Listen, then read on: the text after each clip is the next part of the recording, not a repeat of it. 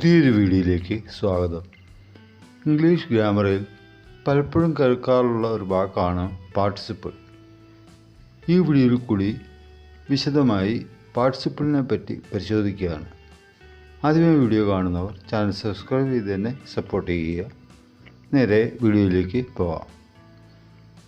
A participle is A form of a verb that is used in a sentence to modify a noun phrase, verb or verb phrase and can function as an adjective.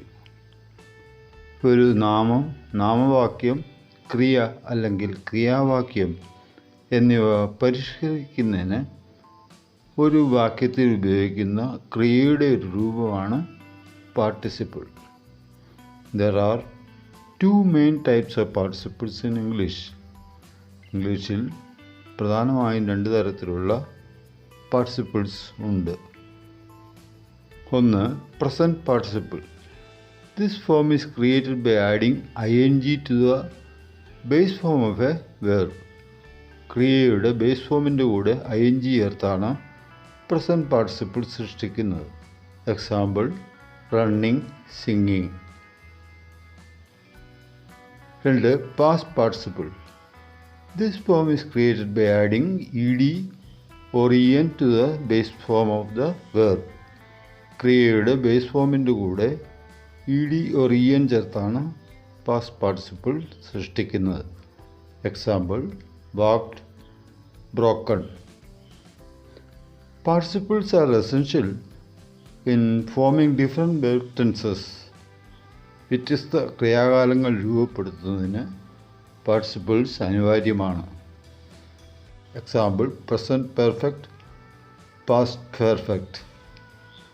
Perfect tenses indicates an action that is completed in relation to another point in time. Perfect tense എന്നത് മറ്റൊരു സമയവുമായി ബന്ധപ്പെട്ട് പൂർത്തിയാക്കിയ ഒരു പ്രവർത്തനത്തെ സൂചിപ്പിക്കുന്നു. ഇത് എങ്ങനെ പ്രവർത്തിക്കുന്നു എന്ന് നോക്കാം. Present perfect. It indicates an action that was completed at some point before now, but is still relevant or connected to the present. Example, I have eaten lunch. The action is completed, but the effect of having eaten is still relevant. Past perfect. It indicates an action that was completed before another action or time in the past. ഭൂതകാലത്തിലെ മറ്റൊരു പ്രവർത്തനത്തിനോ സമയത്തിനോ മുമ്പ് പൂർത്തിയാക്കിയ പ്രവർത്തനത്തെപ്പറ്റി സൂചിപ്പിക്കുന്നു. Example, she had left before the meeting started. The action of leaving was completed before the meeting started. Future perfect. It indicates an action that will be completed before a specific time or action in the future. ഭാവിയിൽ ഒരു നിർദ്ദിഷ്ട സമയത്തിനോ പ്രവർത്തനത്തിനോ മുമ്പായി പൂർത്തിയാക്കുന്ന ഒരു പ്രവർത്തനത്തെ വിവരിക്കുന്നു. Example, by tomorrow I will have finished the project. The action will be completed by a specific future time. In essence, the perfect tense connects the timing of one action to another, whether it be present, past or future. Video ചുരുക്കിയാണ്. Video ഇഷ്ടമായ like ചെയ്യുക. Thanks for watching.